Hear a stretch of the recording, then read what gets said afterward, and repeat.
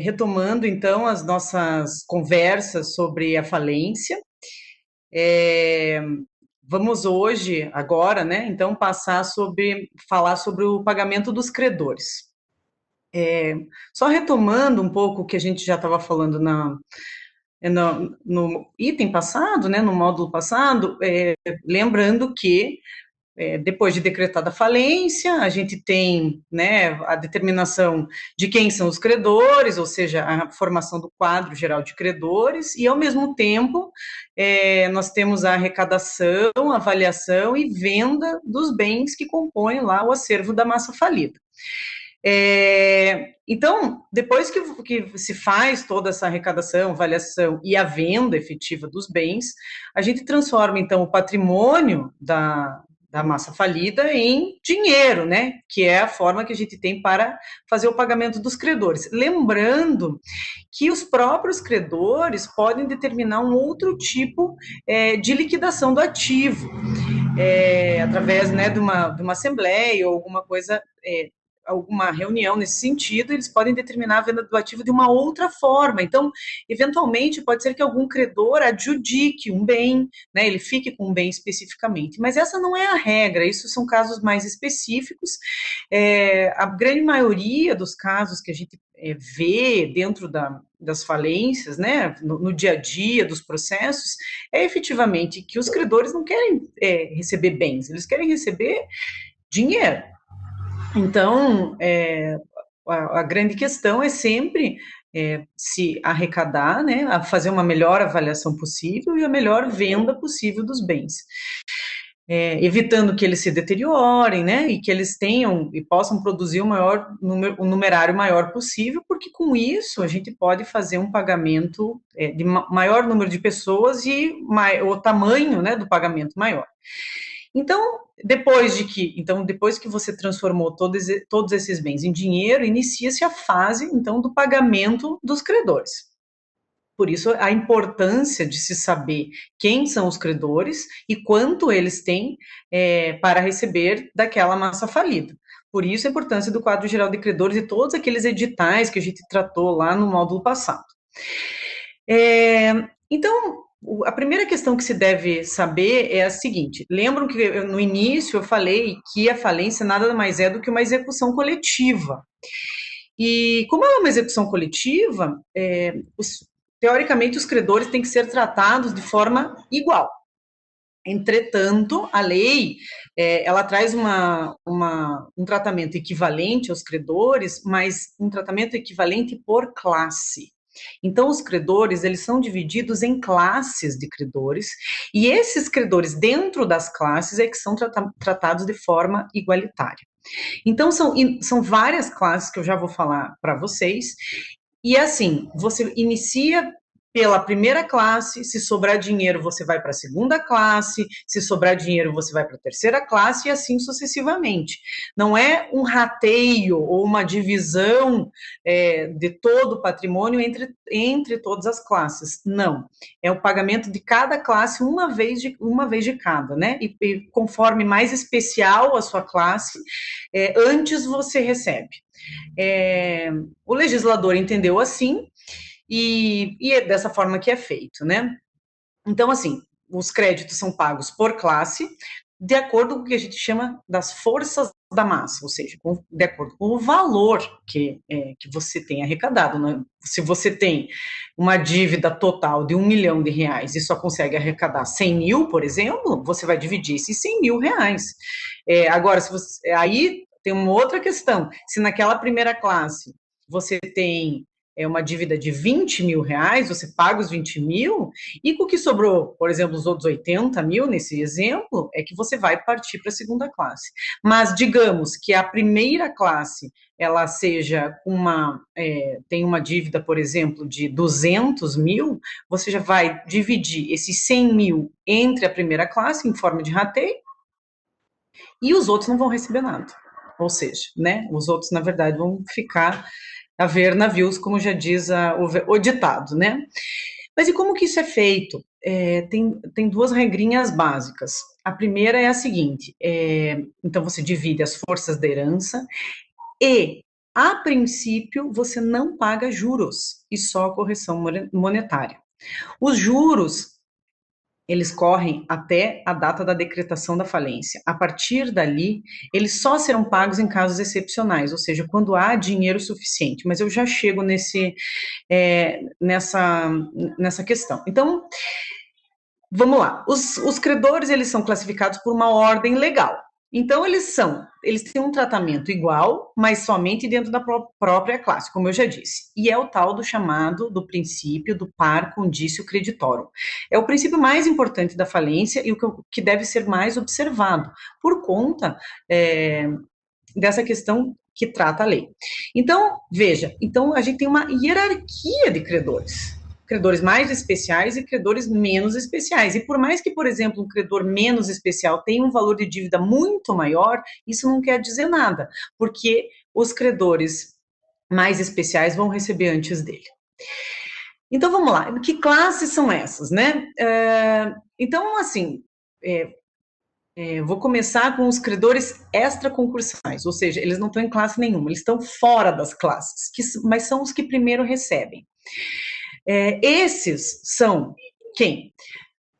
Remuneração do administrador judicial, despesas da massa falida e restituições. Restituições são valores ou bens que eram de propriedade de terceiro e que estavam foram arrecadados pelo falido. Então, você tem que entrar com uma ação de restituição, que se chama. Não confundir com as ações porque a alienação fiduciária não está englobado dentro dos credores nem da recuperação judicial e nem da falência. Então, você não pode confundir. Mas se, eventualmente, algum bem que seja submetido à alienação fiduciária for arrecadado pelo administrador judicial, a ação que se tem que propor pelo credor fiduciário é a ação de restituição. Então, esses credores, e que estão previstos lá no artigo 84, são credores extraconcursais, ou seja, eles sequer entram em classes, como a gente chama, né? Eles são pagos prioritariamente às demais questões, porque são coisas, por exemplo, restituição são bens que não pertencem à massa. A remuneração do administrador, despesas da massa, são questões que são decorrentes da administração da própria falência. Então, por isso que eles têm essa categoria extraconcursal. Tá, agora então entrando realmente nas classes de credores da massa falida. Os primeiros e mais privilegiados são os credores trabalhistas, equiparados. O legislador, por uma opção legislativa, entendeu que o credor trabalhista e seus equiparados, obviamente, devem ser mais privilegiados. Por quê? Porque, a bem da verdade, o credor trabalhista está recebendo ali o seu salário, que deixou de receber no momento em que ele trabalhou. Então, por isso, eles são os credores mais privilegiados. Só que, quando ainda existia o Decreto-Lei 7661, não se fazia distinção em relação aos valores. A partir da Lei 11.101, de 2005, se entendeu o seguinte, que esse privilégio tão especial vai até 150 salários mínimos. Então, em termos de hoje, até mais ou menos 150 mil reais. Por quê? Porque se entendeu que esse valor efetivamente tem que ser a classe mais privilegiada possível, porque esse é o valor de salário que a pessoa precisa ali para viver e etc e tal. E o que acontece com o resto? Digamos que haja uma condenação na Justiça do Trabalho em, sei lá, 300 mil reais. O que acontece com esses outros 150 mil reais? Eles vão ser classificados como quirografários, que é uma classe que está bem lá para baixo.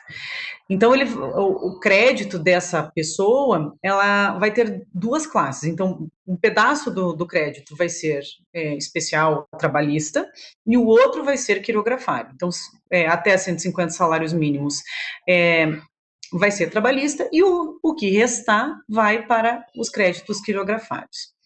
Então, isso é uma questão bem importante e até houve até algumas... quando foi ditada a lei, né, se entrou com a jeans, etc e tal, mas o Supremo Tribunal Federal já entendeu que ela é constitucional, essa limitação, então a gente tem aplicado. Quem são agora os equiparados aos trabalhistas, né? Porque trabalhista todo mundo sabe. Acidente de trabalho, por exemplo, honorários advocatícios são também equiparados, honorários de peritos que atuaram, toda essa questão equiparada ao credor trabalhista. E créditos de FGTS também são entendidos como é, que são equiparados a essa classe mais privilegiada que se tem na falência, que são os trabalhistas. Então, lembre, se, por exemplo, na classe de trabalhistas, a gente tinha 100 mil reais para dividir entre os trabalhistas e a dívida total trabalhista dessa classe é 200 mil, vai se ratear esse valor de 100 mil reais de acordo com os valores dos seus créditos, né? Isso vira percentual e daí cada um vai receber de acordo com o percentual do seu crédito. Se eventualmente, digamos que seja 200 mil essa classe trabalhista, e se tem arrecadado 300 mil, então vai se pagar os 200 mil dos trabalhistas e vai sobrar 100 mil para a próxima classe, que são quem? Os credores com garantia real. Então, essa é a segunda classe mais privilegiada que se tem na falência. Houve aí uma inversão desde o Decreto-Lei 7661 de 45, porque no decreto a segunda classe seriam os tributos, os credores fiscais. Mas se entendeu na lei, né, quando se foi votar a lei lá no Congresso Nacional, o legislador entendeu que o credor com garantia real tem uma garantia, ele é mais privilegiado do que o próprio fisco. E ali se encontram todas as garantias reais, né? Hipoteca, penhor, etc. e tal. Então, eles estão nessa segunda classe. Veja, mesmo raciocínio, digamos que os credores com garantia real, digamos que a gente tem 100 mil reais sobrando. Se os credores com garantia real era de 50 mil reais, você vai pagar os 50 mil reais e vai sobrar mais 50 mil reais para a próxima classe. Se os credores com garantia real tivessem lá uma garantia de 1 milhão de reais, se eu tivesse 100 mil reais, seria rateado também por 100 mil reais. Então, esses 100 mil reais sobrando, e daí acabou, porque as forças da herança não, né, da massa, mas é a mesma ideia, as forças da massa se encerraram, né, então é diante das forças mesmo, de quanto se tem de valores para que você pode fazer exatamente o pagamento. Bom, se você conseguiu pagar, então, os extraconcursais, os trabalhistas e os com garantia real, a próxima classe de credores são os credores fiscais. E aí, a gente tem uma outra questão, porque dentro dos credores fiscais, eu tinha dito que, então, dentro da mesma classe, eles são tratados da mesma forma. Nos fiscais, não. Aí nós temos subclasses dentro da classe. Ou seja, os créditos federais, eles têm mais privilégio do que os estaduais e os estaduais mais do que os municipais. Então, faz o seguinte, você vai pagar primeiro todos os federais, daí se sobrar dinheiro, todos os estaduais, e daí se sobrar dinheiro, todos os municipais. Vai por ordem, né? Então, na mesma, como se fosse realmente outras classes, né? Mas são subclasses dentro daquela classe específica.